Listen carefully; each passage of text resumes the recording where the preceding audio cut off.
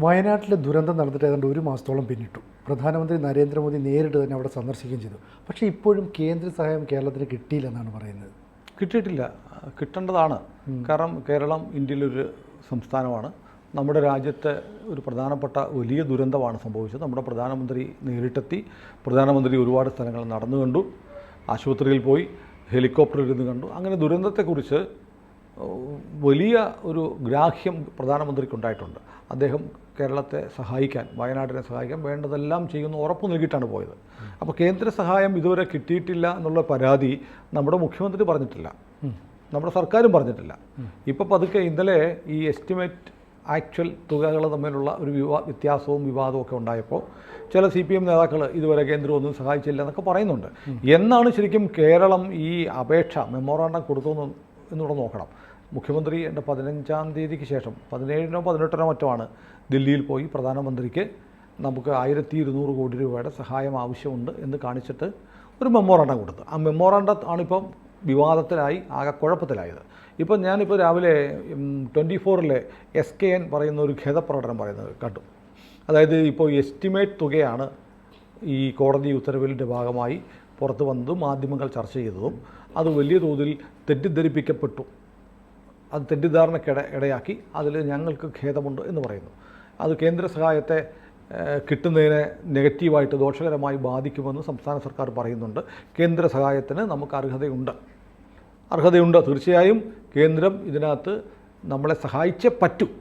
കാരണം ഔദാര്യമൊന്നുമില്ല, നമ്മുടെ അവകാശമാണ്. അപ്പോൾ കേന്ദ്രത്തിൻ്റെ സഹായം കിട്ടണം. പക്ഷേ SDRF അടക്കമുള്ള ഏജൻസികൾ വന്നിട്ട് NDRF അടക്കമുള്ള ഏജൻസിയിൽ ഇവിടെ ദുരിതാശ്വാസ പ്രവർത്തനവും രക്ഷാപ്രവർത്തനവും ഒക്കെ നടത്തിയപ്പോൾ കേന്ദ്ര സഹായം കിട്ടിയിരുന്നതായി മുഖ്യമന്ത്രി തന്നെ മുമ്പ് പറഞ്ഞിട്ടുണ്ട്. അപ്പോൾ കേന്ദ്ര സഹായം നമുക്കറിയാത്ത തരത്തിൽ കുറച്ച് തുകയൊക്കെ വന്നിട്ടുണ്ട്, അത് രക്ഷാപ്രവർത്തനത്തിൻ്റെയൊക്കെ ഭാഗമായിട്ട്. പിന്നെ ആകെയുള്ളൊരു സംശയം, ഇത് കൺഫ്യൂഷൻ ഉണ്ടാക്കിയത് ഈ നമ്മുടെ എസ്റ്റിമേറ്റ് എന്നും ആക്ച്വൽ എന്നും പറഞ്ഞ് ഈ മെമ്മോറാണ്ടത്തിൽ വന്നിട്ടുള്ള ഭാഗങ്ങളാണ്. അപ്പോൾ വളരെ പെട്ടെന്ന് ഇത് വാർത്തയാകുമ്പോൾ ആളുകൾക്കുണ്ടാകുന്ന സ്വാഭാവികമായ സംശയമുണ്ട്. 75,000 രൂപ ഒരു മൃതദേഹം സംസ്കരിക്കാൻ വേണമെന്ന് നമ്മൾ എസ്റ്റിമേറ്റ് ഇടുന്നു. പിന്നീട് അത് ആക്ച്വൽസ് എന്ന് പറഞ്ഞു വരുമ്പോൾ 1,75,000 വരുന്നു. ഇതൊക്കെ കാണുന്ന ആളുകൾക്ക് വല്ലാത്ത അങ്കലാപ്പുണ്ടാവും. ഇതെങ്ങനെ ഒരു മൃതദേഹം സംസ്കരിക്കാനായിട്ട് 75,000 മുതൽ 1.25 ലക്ഷം രൂപ വരെ വേണോ എന്നുള്ള സംശയമൊക്കെ ആളുകൾക്കുണ്ടാകുന്നത് സ്വാഭാവികമാണ്. അത് എന്തുകൊണ്ട് അങ്ങനെ ഒരു എക്സാജറേറ്റഡ് എന്ന് പോലും പറയാൻ പറ്റില്ല, കൂടിയ ഒരു തുക അതിന് എഴുതി വെച്ചത് എന്തുകൊണ്ടെന്നുള്ള ചോദ്യത്തിന് മറുപടി പറയണം. അത് വളരെ പ്രധാനപ്പെട്ട കാര്യം. അതാണ് തെറ്റിദ്ധാരണ ഉണ്ടായത്. സർക്കാർ പറയുന്നത് 1200 കോടി രൂപ കിട്ടണം, അതിനു വേണ്ടിയിട്ട് 1202 കോടി 13 ലക്ഷത്തിൻ്റെ ഒരു എസ്റ്റിമേറ്റാണ് ഇങ്ങനെ ഉണ്ടാക്കി കൊടുത്തിരിക്കുന്നത്. പക്ഷേ അത് നോക്കുന്ന ഏതൊരു കുട്ടിക്കും മനസ്സിലാവും. ഇപ്പോൾ കേന്ദ്രത്തിൻ്റെ അടുത്ത് കൊടുത്തിരിക്കുന്ന കടലാസാണല്ലോ, അതിനകത്ത് എഴുതിയിരിക്കുന്നത് ബെയിലി പാലം നിർമ്മിച്ചു, ബെയിലി പാലത്തിൻ്റെ കല്ലിട്ടതിന് 1 കോടി രൂപ. കേന്ദ്രത്തിനറിയാം അതായിട്ടില്ല എന്നുള്ളത്. ഇപ്പോൾ കേന്ദ്രവും സംസ്ഥാനം, ഇപ്പോൾ നമ്മൾ തന്നെ നോക്കൂ, സംസ്ഥാനവും കൂടെ ചേർന്നിട്ട് നടത്തുന്ന രക്ഷാപ്രവർത്തനമാണ്. നമ്മൾ തന്നെ നോക്കുമ്പോൾ നമുക്കറിയാം ഒരു മൃതദേഹം ദഹിപ്പിക്കാനോ കുഴിച്ചിടാനോ എത്ര രൂപ വേണം. അതിന് 1,70,000 വരെ എന്നൊക്കെ സംശയിക്കുന്ന തരത്തിൽ, എന്നൊക്കെ വായിച്ചെടുക്കാവുന്ന തരത്തിൽ, അല്ലെങ്കിൽ എന്നൊക്കെ ആക്ച്വൽസ് എന്ന് പറഞ്ഞ് കൊടുക്കുമ്പോൾ അത് ആളുകൾക്ക് സംശയം ഉണ്ടാകും. എന്തിനാണ് അത്തരം ഹെഡുകളിൽ ഇത്രയും ഭീമമായി തുക വർദ്ധിപ്പിച്ച് കാണിക്കുന്നത്? 1200 കോടി രൂപ നമ്മൾ ആവശ്യപ്പെട്ടു. 1202.13 ലക്ഷത്തിൻ്റെ കോടിയുടെ നമ്മൾ കണക്ക് കൊടുത്തു. 1202 കോടി 13 ലക്ഷത്തിൻ്റെ കണക്ക് കൊടുത്തു. അപ്പോൾ ശരിക്കും നമ്മൾ ആവശ്യപ്പെടുന്നത് ഒരു പ്രധാനപ്പെട്ട കാര്യമുണ്ട്. ഇപ്പം നമുക്ക് ഈ മൃതദേഹങ്ങൾ സംസ്കരിക്കാൻ വളരെ ചെറിയ തുകയായിട്ടുള്ളൂ. സ്വന്തം നിലയ്ക്ക് സംസ്കരിച്ചവർക്ക് 10,000 രൂപ വെച്ച സർക്കാർ കൊടുത്തു. ബാക്കിയൊക്കെ സന്നദ്ധ പ്രവർത്തകർ ഏറ്റെടുത്തു. അതുപോലെ ഭക്ഷണം വെള്ളം അടക്കമുള്ള സാധനങ്ങൾക്ക് സൗജന്യമായി കിട്ടി. അപ്പോൾ ഇതൊക്കെ സൗജന്യമായി കിട്ടിക്കഴിഞ്ഞു. പിന്നെയും എന്തിനാണ് അതിൻ്റെ കണക്ക് കൊടുക്കുന്നതെന്ന് ആളുകൾക്ക് ചോദിച്ചാൽ ഒരു ന്യായമായ സംശയം. ഇതെല്ലാം ഫ്രീ ആയിട്ട് കിട്ടിയതിനും ചിലവെന്ന് പറഞ്ഞ് ഇത്രയും കാശ് കേരള സർക്കാർ മേടിച്ചെടുത്തിട്ട് എന്ത് ചെയ്യും എന്ന സംശയം സ്വാഭാവികമായും ആളുകൾക്ക് വരുന്നതാണ്. ഇവിടെയാണ് സർക്കാർ ഒരു വീഴ്ച സർക്കാരിനുള്ളത്. കാരണം ആളുകൾക്ക് തൊടാൻ എല്ലാം ഫ്രീ ആയിട്ട് കിട്ടി, എന്നിട്ടും ഇത്രയും കാശ് തുറന്നു പറഞ്ഞ് കേന്ദ്രത്തിൽ ചെല്ലുന്നു. അപ്പം കേരളം പറയുന്ന വാദങ്ങളിലൊന്ന്, നമ്മൾ 1200 കോടി ആവശ്യപ്പെട്ടാലും അതിൻ്റെ ഒരു ചെറിയ ഭാഗമേ കിട്ടത്തുള്ളൂ, ചിലപ്പോൾ പകുതിയേ കിട്ടുള്ളൂ എന്നൊക്കെ പറയാം. പക്ഷേ പകുതിയേ കിട്ടുള്ളൂ എന്ന് പറയുമ്പോഴും നമ്മുടെ 1200 കോടി എക്സാജറേറ്ററാണ് അല്ലേ? 1,75,000 രൂപ വരെ മൃതദേഹങ്ങൾ സംസ്കരിക്കാനായി എന്നൊക്കെ പറഞ്ഞ് നമ്മൾ കാണിച്ചിരിക്കുന്നതാണ്. പിന്നെ ഈ ഫ്രീ ആയിട്ട് കിട്ടിയ ഭക്ഷണം, വസ്ത്രമെല്ലാം അതിൻ്റെയും ചിലവുകൾ കാണിച്ചിട്ടുണ്ട്. അപ്പോൾ അതൊക്കെ നമുക്ക് ചിലവാകാത്ത സർക്കാരിൻ്റെ പക്കൽ നിന്ന് കേരളത്തിലെ സർക്കാരിൻ്റെ കയ്യിൽ നിന്ന് ചിലവാകാത്ത തുക കൂടി ഉൾപ്പെടുത്തിയിട്ടാണ് നമ്മൾ ചെയ്തിരിക്കുന്നത്. അങ്ങനെ പണം കിട്ടിയാൽ നമ്മളത് എന്ത് ചെയ്യും? ആളുകളുടെയൊക്കെ ധാരണ അത് കിട്ടിയാൽ സർക്കാർ അടിച്ചു മാറ്റുമെന്നാണ്. സർക്കാർ അങ്ങനെ അടിച്ചു മാറ്റുമൊന്നുമില്ലായിരിക്കാം, പക്ഷേ സർക്കാരിന് ആ പണം കിട്ടിയാൽ എന്ത് ചെയ്യും എന്നൊരു മറുപടി പറയാൻ കഴിഞ്ഞാൽ ഈ സംശയങ്ങളെല്ലാം ദൂരീകരിക്കപ്പെടും. ഇപ്പം നോക്കൂ, അവിടെ മുണ്ടക്കൈ എന്ന് പറയുന്നത് ഒരു പഞ്ചായത്തിലെ ഒരു 1-2 വാർഡ് അങ്ങ് നശിച്ചു പോയി. പള്ളികൾ പോയി, ക്ഷേത്രം പോയി, സ്കൂൾ പോയി, കടകൾ പോയി, വീടുകൾ പോയി, വാഹനങ്ങൾ പോയി, ഇതെല്ലാം പോയിട്ടുണ്ട്. ഇവർക്കൊക്കെ കോമ്പൻസേഷൻ കൊടുക്കാനുള്ള ഒരു പാക്കേജ് എന്താണ്? സർക്കാർ 5-10 ലക്ഷം രൂപയുടെ വീട് വെച്ച് കൊടുക്കും. വീടുകൾ പോലും ഒരുപാട് വീടുകൾ ഓഫർ വന്നിട്ടുണ്ട്. അപ്പം നമുക്ക് ഇത്രയും സർക്കാരിന് വളരെ എളുപ്പത്തിൽ ചെയ്യാവുന്നൊരു കാര്യമാണ്. ഇപ്പം വാഗ്ദാനങ്ങൾ ചെയ്തിരിക്കുന്ന ആളുകളുടെ ഈ ഓഫറുകൾ മുഴുവൻ അക്യുമുലേറ്റ് ചെയ്യുക, എല്ലാം അക്കൗണ്ട് ചെയ്തിട്ട് എത്ര കോടി രൂപ പണമായിട്ട് വന്നിട്ടുണ്ട്, എത്ര കോടി രൂപ ഭക്ഷണ വസ്തുക്കളും വസ്ത്രങ്ങളും ഒക്കെ വിഭവങ്ങളായിട്ട് വന്നിട്ടുണ്ട്, എത്ര കോടി രൂപയുടെ പ്രോപ്പർട്ടി വസ്തുക്കൾ വീട് വെക്കാനൊക്കെ ആയിട്ടുള്ള പുനരധിവസിപ്പിക്കാനുള്ള സ്ഥലം തരാമെന്ന് പറഞ്ഞ ഓഫർ എത്രയുണ്ട്, എത്ര കോടി രൂപ വീട് വെക്കാൻ കിട്ടിയിട്ടുണ്ട്. ഇത്തരം ഒരു കണക്ക് സർക്കാർ ഈ പലരും പറഞ്ഞിട്ടുണ്ട്. ഇതെല്ലാം കൂടെ പിന്നെ ഇതിനിടയ്ക്ക് ചില ആളുകളുണ്ട്, ഒരു പ്രളയം വരുമ്പോൾ ഞാൻ 10 കോടി തന്നേക്കാമെന്ന് പ്രഖ്യാപിക്കും.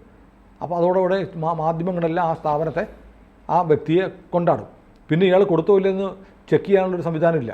ചിലപ്പോൾ ഈ സമയത്ത് ഒരു വാഗ്ദാനം കൊടുത്ത ആളുകളെ പറ്റിക്കുന്ന ആളുകളുണ്ടാവും. അപ്പോൾ ഇതെല്ലാം കൃത്യമായി ക്രോഡീകരിച്ച് ഇത്ര കോടി രൂപയുടെ സഹായം ജനങ്ങളുടെ ഭാഗത്തുനിന്ന് വന്നിട്ടുണ്ട് എന്ന് സർക്കാർ പറഞ്ഞാൽ ഇതിൻ്റെ പ്രശ്നങ്ങളുടെ പകുതി തീരും. അത് സർക്കാർ ചെയ്യേണ്ടതാണ്. ഇത് അക്കൗണ്ടബിളായിട്ട് വേണം. ഈ സന്നദ്ധ സംഘടനാ പ്രവർത്തകർ അല്ലെങ്കിൽ സ്വമേധയാ ആളുകൾ കൊടുക്കുന്ന വാഗ്ദാനങ്ങളും വസ്തുവകകളും പണവും എത്രയുണ്ടെന്ന് അറിയുക എന്നുള്ളത് വളരെ പ്രധാനപ്പെട്ടതാണ്. ഇപ്പോൾ മുസ്ലിം ലീഗ് തന്നെ വളരെ സ്വാഗതാർഹമായ രീതിയിൽ അവരൊരു ഫണ്ട് പിരിവ് നടത്തി, വളരെ ട്രാൻസ്പെറൻ്റ് ആയി ലീഗിൻ്റെ അക്കൗണ്ടിൽ നോക്കുമ്പോൾ ഓരോ രൂപയും ആരിൽ നിന്നൊക്കെ വന്നു കൃത്യമായി കാണാവുന്ന തരത്തിലാണ് ലീഗ് ഒരു പണപ്പിരിവ് നടത്തിയത്. മറ്റു പലരുടെയും പണപ്പിരിവുകളെക്കാളും ഏറ്റവും ട്രാൻസ്പെറൻ്റ് ആയിട്ടും ഏറ്റവും പെർഫെക്റ്റ് ആയിട്ടും ചെയ്ത് ലീഗാണ്. ലീഗിൻ്റെ ചെറുപ്പക്കാർ, ഈ മഞ്ഞ വേഷമിട്ട വൈറ്റ് ഗാർഡ് ചെറുപ്പക്കാർ നടത്തിയ സേവന പ്രവർത്തനം, ഈവൻ DYFI പോലെയുള്ള കേരളത്തിലെ ഏറ്റവും വലുതെന്ന് അവകാശപ്പെടുന്ന യുവജന സംഘടനകളെ പോലും വെല്ലുന്നതായിരുന്നു. പിന്നെ സേവാഭാരതിയെ സംബന്ധിച്ച് അവർ ഒരിക്കലും ഇത്തരം വിഷ്വൽ ഷോകൾ കാണിക്കാൻ താല്പര്യമില്ല. അവർ നിശബ്ദമായി അവരുടെ സേവനം ചെയ്തു പോകുന്നവർ. ഇതിനൊക്കെ നമ്മൾ അക്കൗണ്ട് ചെയ്യാൻ പറ്റത്തില്ല. ഇവരുടെയൊക്കെ മനുഷ്യാധ്വാനത്തിൻ്റെ വില എത്രയെന്ന് അറിയില്ല.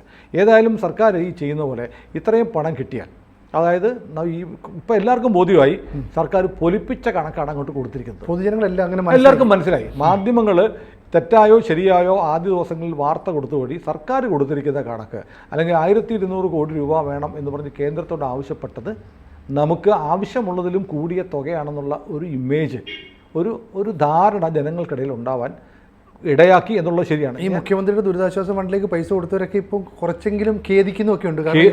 ആണോ എന്നുള്ള ഒരു ചിന്ത, കുറ്റം പറഞ്ഞിട്ട് കാര്യമില്ല.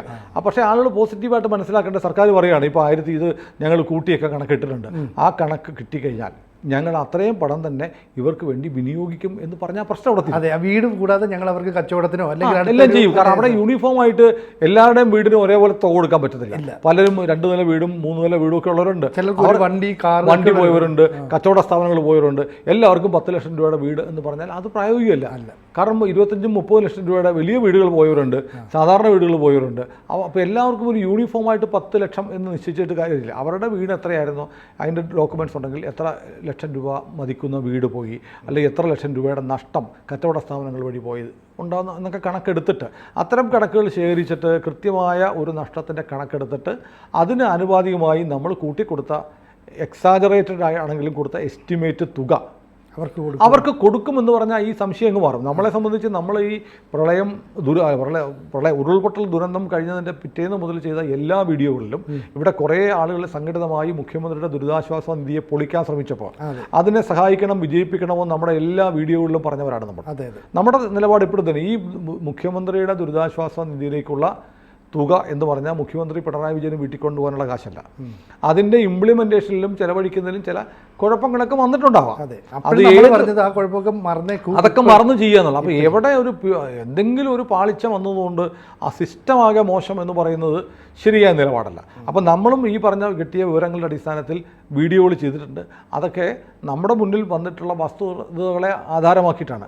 അതാരും മാനിപ്പുലേറ്റ് ചെയ്യാനോ കേന്ദ്ര സഹായത്തെ അട്ടിമറിക്കാനോ നമുക്കൊന്നും ഉദ്ദേശിച്ചില്ല. കേന്ദ്രത്തിൻ്റെ സഹായം കിട്ടുക തന്നെ വേണം. പക്ഷേ ഈ പണം കൊടുക്കുന്ന ഇന്ന മേഖലയിലേക്ക് ചെലവഴിക്കാമെന്ന് സർക്കാർ പറയാത്തതാണ് ഈ സംശയത്തിന് കാരണം. അതിനകത്തൊരു അവിടെ ഒരു ക്ലാരിറ്റി, ദുരുദ്ദേശമല്ല, ഒരു ക്ലാരിറ്റി. ഇപ്പോൾ സർക്കാർ ഇപ്പോൾ അത് വിശദമായ ഒരു ആക്ഷൻ പ്ലാനോ ഒരു മാസ്റ്റർ പ്ലാനോ ഉണ്ടാക്കിയതായിട്ട് തോന്നുന്നില്ല. അപ്പോൾ എനിക്ക് തോന്നുന്നത് ഇപ്പോൾ കേന്ദ്രം എന്തായാലും, കാരണം നമ്മളൊക്കെ നോക്കുന്ന പോലെ കേന്ദ്രത്തിൽ നോക്കുമല്ലോ, ഒരു മൃതദേഹം സംസ്കരിക്കാൻ 1,70,000 രൂപ 75,000 രൂപ എന്ന് പറയുമ്പോൾ, അല്ലെങ്കിൽ വെറും 75,000 രൂപ എന്ന് പറയുമ്പോഴും കേന്ദ്രത്തിലിരിക്കുന്ന ഉദ്യോഗസ്ഥരും ഈ നാട്ടിലെ കാര്യങ്ങളൊക്കെ അറിവുള്ളവരാണ്. അപ്പോൾ അതൊക്കെ വെട്ടി പോകും. എന്തിനാണ് അവിടെ ഇരിക്കുന്ന ആളുകൾക്ക് ചുവന്ന മഷിക്ക് വെട്ടാനും ആക്ഷേപങ്ങൾ പറയാൻ, അല്ലെങ്കിൽ തിരിച്ചിങ്ങോട്ട് കൊറി അയക്കാനും 1,70,000 രൂപ വേണോ ഇത്ര മൃതദേഹങ്ങൾ സംസ്കരിക്കാൻ? നിങ്ങൾ ഈ 15-ാം തീയതി തന്നെ ഒരുമാതിരിപ്പെട്ട മൃതദേഹങ്ങളൊക്കെ സംസ്കരിച്ച് കഴിഞ്ഞില്ലേ? ബെയിലി പാലം നിർമ്മിക്കാൻ നിങ്ങൾക്ക് എവിടെയാണ് പൈസ ചിലവായത് എന്നൊക്കെ കുറയിട്ട് തിരിച്ചിങ്ങോട്ട് വരുന്നത് ആക്ഷേപകരമാണ്. അപ്പോൾ ഒരു കണക്കൊപ്പിച്ച് കൊടുത്തു എന്നുള്ളതുകൊണ്ടാണ് ഈ വിവാദം ഉണ്ടായത്. ആ കണക്ക് കുറച്ചുകൂടെ അവധാനതയോടെ ചെയ്തിരുന്നെങ്കിൽ, ഒരുപക്ഷെ എനിക്ക് തോന്നുന്നത് ഇതിനു മുൻപുള്ള സമയങ്ങളിലും കേന്ദ്ര സഹായത്തിന് ഇങ്ങനത്തെ കണക്കുകളായിരിക്കും കൊടുത്തിട്ടുള്ളത്. ഇത്തവണ മാത്രം ഹൈക്കോടതിയിൽ ഒരു കേസ് വന്നതുകൊണ്ട് പുറത്തു വന്നു. അപ്പോൾ അതിൽ സർക്കാരും ഖേദിച്ചിട്ട് കാര്യമില്ല.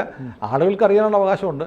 അതിന് കൃത്യമായി ഇത് എസ്റ്റിമേറ്റാണ്, നിങ്ങൾ തട്ടിക്കാൻ ശ്രമിച്ചു, നമ്മുടെ കേന്ദ്ര സഹായം ഇല്ലാതാക്കാൻ ശ്രമിച്ചു എന്ന് പറയല്ല വേണ്ട. കേന്ദ്ര സഹായം കേരളത്തിന് കിട്ടരുതെന്ന് കേരളത്തിലെ ഒരു മാധ്യമത്തിനും താല്പര്യമില്ല.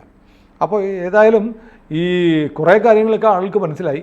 ഇതിന് സർക്കാർ, നമ്മളിപ്പോഴും വിശ്വസിക്കുന്നത് മുഖ്യമന്ത്രിയുടെ ദുരിതാശ്വാസ നിധി ട്രാൻസ്പെറൻ്റായിട്ട് ട്രാൻസ്പെറൻ്റായിട്ട് പോവണം. അതിലെ പണം എന്തായാലും പിണറായി വിജയന് വീട്ടിൽ കൊണ്ടുപോകാനുള്ള പൈസയല്ല, അങ്ങനെ കൊണ്ടുപോകാനും പറ്റില്ല. പിന്നെ ആകെയുള്ള ആക്ഷേപം ചിലർക്കൊക്കെ മരിച്ചപ്പോൾ ചില നേതാക്കന്മാരുടെ മരണത്തിന് ശേഷം വീട്ടിൽ കടം വിട്ടാനും ഒക്കെ കൊടുത്തു എന്നുള്ളതാണല്ലോ ഇതിനകത്ത് ആക്ഷേപം വരാൻ കാരണം മുമ്പ് എപ്പോഴെങ്കിലും ഇത്തരത്തിലുള്ള അല്ല, ഉഴവൂർ വിജയൻ്റെ വീട്ടിലേക്ക് പൈസ കൊടുത്തു, അതൊക്കെ ഒഴിവാക്കേണ്ടതായിരുന്നു സർക്കാർ. അത്തരം കാര്യങ്ങളൊക്കെ ഉണ്ട്. അതൊക്കെ ഒഴിവാക്കി സർക്കാർ കൂടുതൽ ജാഗ്രതയോടെ പോട്ടെ. കേന്ദ്രത്തിൽ നിന്ന് നമുക്ക് കിട്ടാനുള്ളത് കിട്ടണം. അത് കിട്ടിയില്ലെങ്കിൽ ചോദിച്ചു വാങ്ങണം. അങ്ങനെ ചോദിച്ചു വാങ്ങാൻ നമ്മളും ഉണ്ടാവും. അതിന് ഈ കേന്ദ്രം നമ്മളെ ഉപേക്ഷിക്കുന്ന ഒരു ഘട്ടം വന്നാൽ ഞാൻ അങ്ങനെ കരുതുന്നില്ല. ഉറപ്പായിട്ടും പ്രധാനമന്ത്രി നേരിട്ട് വന്ന് പറഞ്ഞൊരു വാക്കാണ്, കേന്ദ്രം സഹായിക്കുക തന്നെ ചെയ്യും. പക്ഷേ ഈ കൊടുത്ത കണക്ക് അവർ സൂക്ഷ്മമായിട്ട് നോക്കും. കാരണം ഈ കണക്ക് നമ്മൾ തന്നെ നോക്കുമ്പോൾ നമ്മുടെയൊക്കെ നെറ്റി ചുളിഞ്ഞു, കേരളത്തിലെ ജനങ്ങളാകെ അയ്യോ എന്ന് വെച്ച ഒരു കണക്കാണ് അല്ലേ. അപ്പോൾ കേന്ദ്രം അത് പരിശോധിക്കും. അപ്പോൾ കുറച്ചുകൂടെ ജാഗ്രതയോടെ ഒരു നല്ല എസ്റ്റിമേറ്റും ഒക്കെ കാണിച്ചിരുന്നെങ്കിൽ കുറച്ചുകൂടെ വേഗത്തിൽ കിട്ടുമായിരിക്കും. കിട്ടിയില്ല. കേന്ദ്രം നമ്മളെ തഴയാനാണ് ഭാവമെങ്കിൽ കേന്ദ്രത്തിനെതിരായുള്ള ക്യാമ്പയിൻ നടത്താൻ മുന്നിൽ നമ്മളും ഉണ്ടാവും. ഇപ്പോഴും നമ്മുടെ അഭിപ്രായം മുഖ്യമന്ത്രിയുടെ ദുരിതാശ്വാസ നിധി തന്നെയാണ് പെർഫെക്റ്റ്. ആളുകളുടെ വ്യക്തികൾക്കും സംഘടനകൾക്കും പണം കൊടുക്കുന്നതിന് പകരം കഴിവതും മുഖ്യമന്ത്രിയുടെ ദുരിതാശ്വാസ നിധിയിലൂടെ തന്നെ സംഭാവനകൾ കൊടുക്കണം. കൂടുതൽ വാർത്തകളും വിശേഷങ്ങളും നിങ്ങളിലേക്ക് എത്താൻ ABC മലയാളം സബ്സ്ക്രൈബ് ചെയ്യുക, ബെൽ ബട്ടണും അമർത്തുക.